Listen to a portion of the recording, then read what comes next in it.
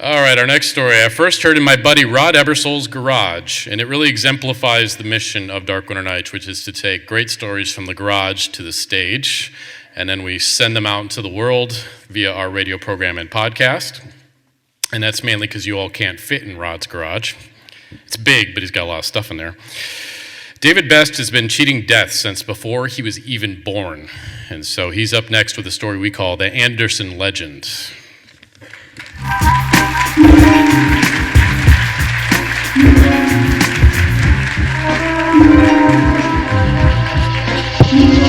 don't like raising it. That's probably the only time he has to raise the mic. It was the summer of 2013, one of the hottest summers in Alaska for quite some time. I had bought some land in Anderson back in 2005, sight unseen. So I decided one day I was going to go and visit this land, put my feet on it, make sure I owned it, make sure there were any squatters or anything on the land. So the day started out normal, drove down to Anderson. Anderson subdivision is past Anderson, about 75 miles on the Parks Highway. You cross over the Coghill Bridge, and then you make a right on Colby Road. So as I made the right on Colby Road, I saw an elderly couple at the mailbox collecting their mail. So I stopped and asked for directions, and I showed them the map and showed them that I owned the land and everything, just to be on the safe side. And they gave me directions. So, feeling very proud of myself, knowing where I was going, I drove off down this dirt road. I made a right, a left, another right, and then I came to the road where it supposedly ran parallel to where my property was at. As I'm driving down the road, I'm all happy, yes, I'm finally going to see my land. And then all of a sudden, the road stopped. The road was on the map, but where the road stopped was totally different than what the map indicated. So I got out the truck and I'm looking at the map and I'm trying to figure out where I was at and everything. And at that time, a guy who lived at the end of that road, he came out and he started talking to me and everything. And he showed me one of the land markers. And we calculated that my land was about 3/4 of a mile away from that land marker. There were supposed to be land markers every half a mile. So feeling confident about where I'm going and figuring all I have to do is walk in a straight line.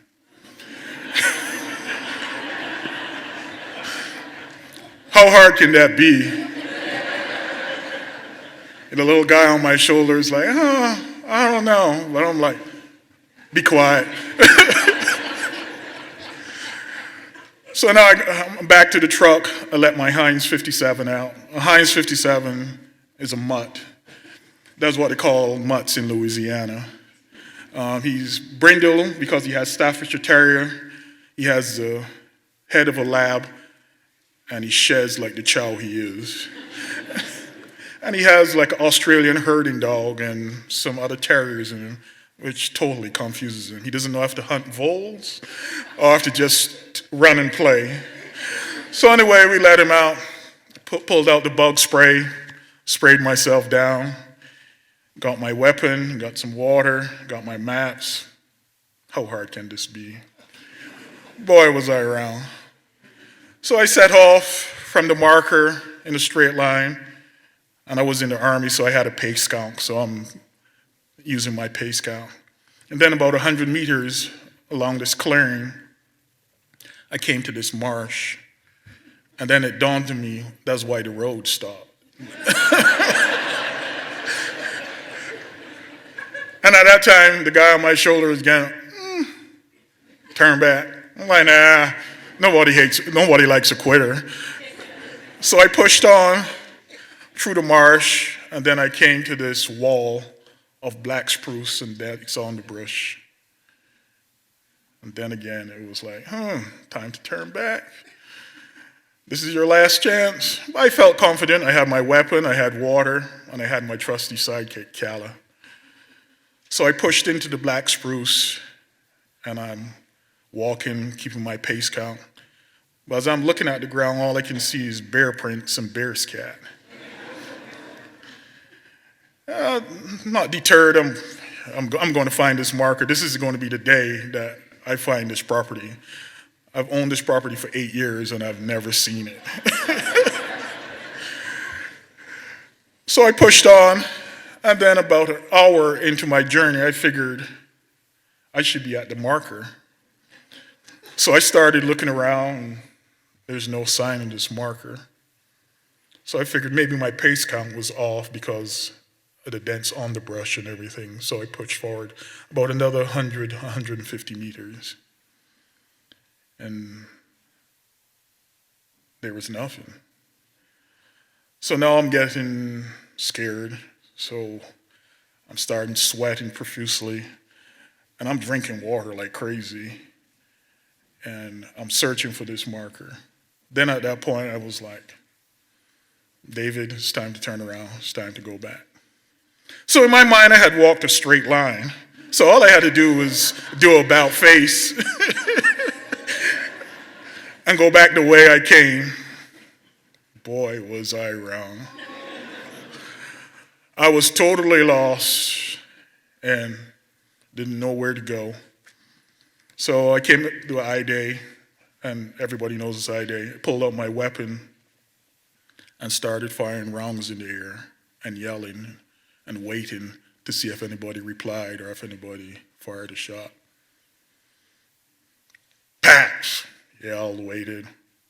Now I'm like 10 rounds in, and I'm like not hearing anybody. This time I'm just dripping in sweat, drinking water, and by this time, the mosquito repellent had worn off. And the Alaskan birds started to attack me in swarms, and I mean, they're all over my face and everything, and I was totally lost. With all the bear scat and bear sign on the ground, I decided to save one round for myself. That's what we did in Iraq. We always said if we got into a firefight and we ran out of ammo, we were going to save one round for ourselves. We were never going to be taken alive. So I was like, I'm not going to be eaten alive by a bear. So I saved this one round for myself. So at that time, I'm out of water, and all I can hear is the beating of my heart and the panting of my dog and the squishiness of the sweat in my boots. Now my boots are saturated. Finally got to the point where I started to feel weak, so I took my boots off and just chucked them. Took my socks off and just chucked them. So I'm still walking, and by this time now it's like 3 hours into this ordeal, and I don't have a clue where I'm at. So finally, I came to this clearing, and I'm standing there, and I'm trying to figure out where to go, and by this time my pants were just soaking wet, and I took my pants off. And chucked them. So now I'm out there in just an Under Armour shirt and some spandex shorts, barefooted with a weapon in my hand. Mosquitoes all over me, all cut and scratched up. But at least I still had one round in my weapon. As fate would have it, as I left the clearing, my hand with the weapon in it bumped a tree, and the round went off. And I remember looking up to the sky and saying, "You're a funny guy." So I pushed on past the clearing, and at this time now it's 3.5, almost 4 hours. And I'm pushing through the brush, and it was about an hour. It seemed like I had gone like 1.5 miles, and I came to this clearing. And there across the clearing, I saw it. It was my pants.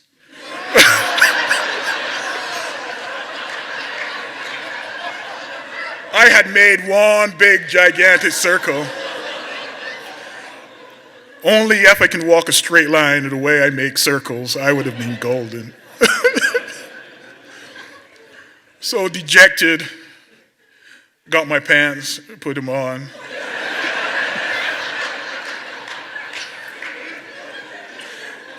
Found the closest tree and just sat down. And I'm starting to make peace with myself that I'm not going to make it out of here. So a lot of things started crossing my mind. I had cheated death so many times. Once, when my mom was 6 months pregnant with me, a rumor started that I wasn't my father's child, and he was an abusive alcoholic. So he punched her in her stomach. And when I was born, I had a blood clot in my back from where he had punched her so hard. It had transferred to me. And then there was another time when I was in Iraq, and I encountered a 7 Series BMW packed with 1,000 pounds of explosives. And I had to have plastic surgery on my face. Even this sling today is related to one of the injuries I have. And I only have 9 fingers. But the good thing about having 9 fingers, you get 10% off manicures.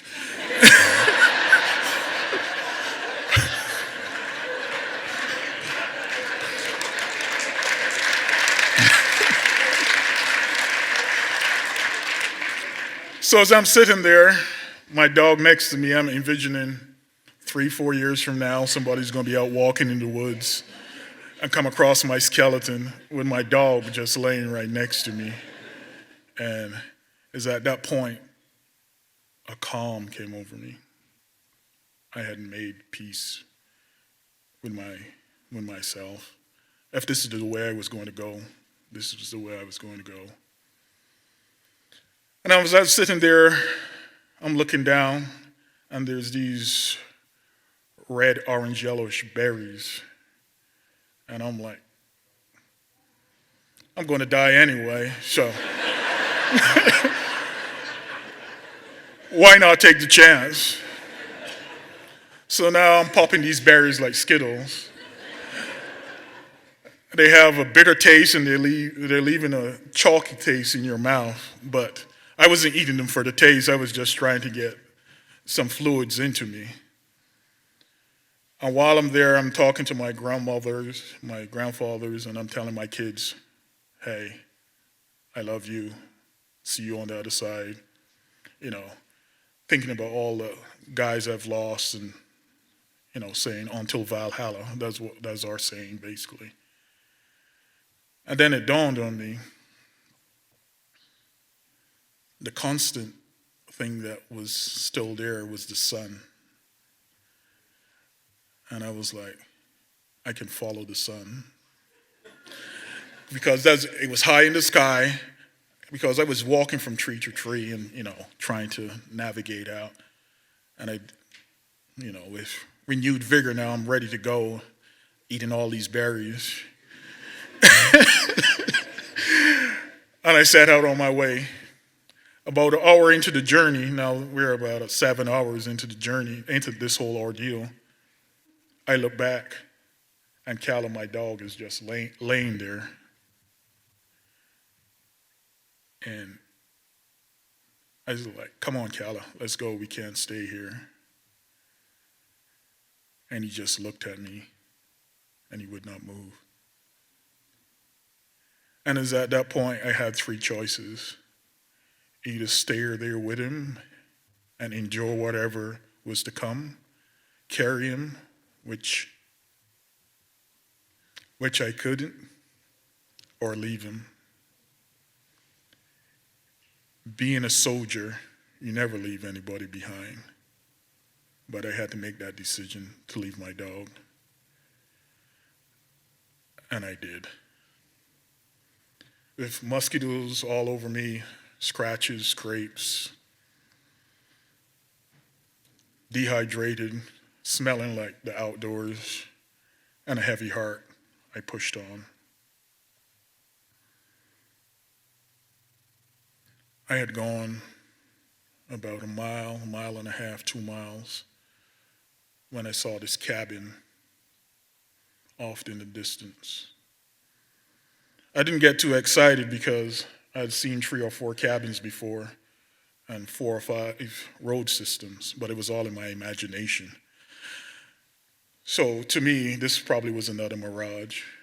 But as I got closer, I realized it was an actual cabin. And I walked up to the cabin and tried the door. And the door was unlocked. And I crawled inside to get away from the mosquitoes. Now, as I'm there laying on the cabin floor, I look over and I can see a bag of charcoal.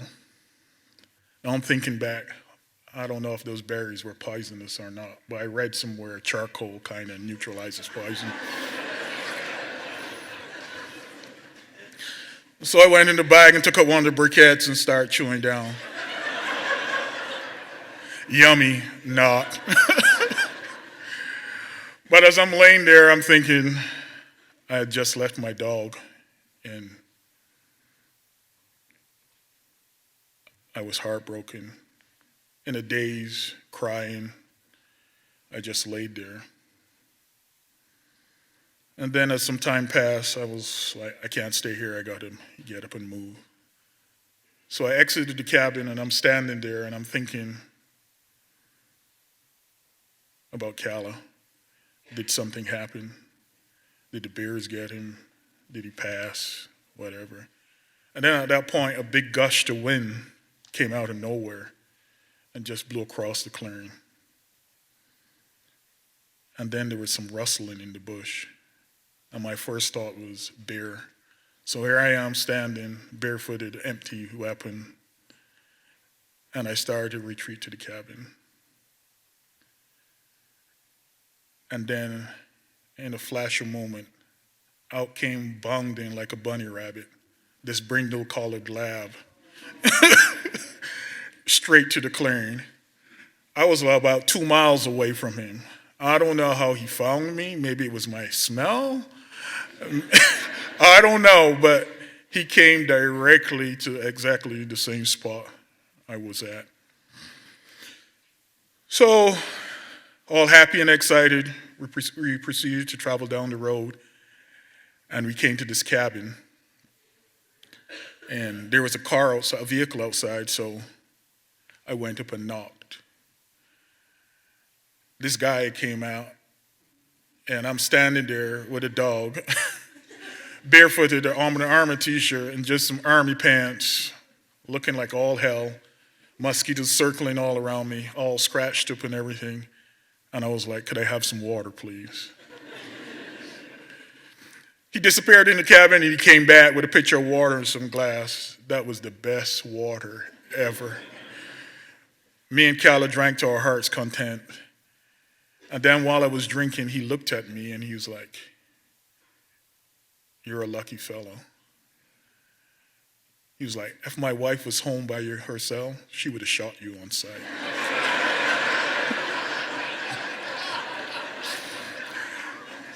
Thanking him for the water, I got directions and headed on down the road. I eventually came to another cabin, which was the cabin of the elderly couple I had met earlier at the mailboxes. So they invited me in, we got some more water, and he gave me a ride back to my truck in his 4x4. Getting back to my truck, there was a neighbor, the neighbor was there, he had enlisted the help of another neighbor, and they were out searching the woods for me. Too embarrassed to even say anything, I was like, I'm fine. They're looking at me and I'm just, I'm good, I'm back, I made it to the truck. So thanked them for their help, got in the truck, and headed back to Fairbanks. On the way back, I stopped in Nenana, bought a whole boatload of snacks, and just feasted on the way back. I never went back down to that property. But some years later, last year, I decided to go and try my hand again. This time I was better prepared. And as I'm following this road, I'm coming to another dead end. But on this big spruce tree, it said no trespassing. So as I pulled in to turn around, this old guy, he came out and he's like, come, come. And he waved me. As I pulled onto the property, I could tell it was him and a couple of the neighbors. They were just sitting down, shooting the breeze, having some beers. And I told him I was down here looking for some property. And then out of the blue, he was like, you're the legend.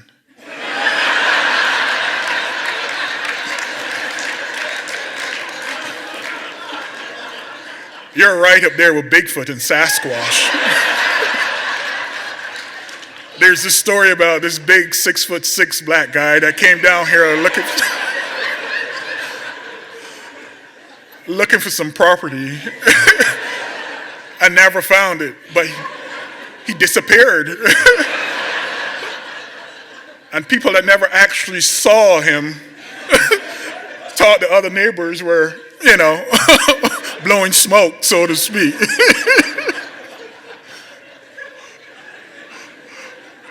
I looked at him and said, yes, I'm real. He was like, have a beer.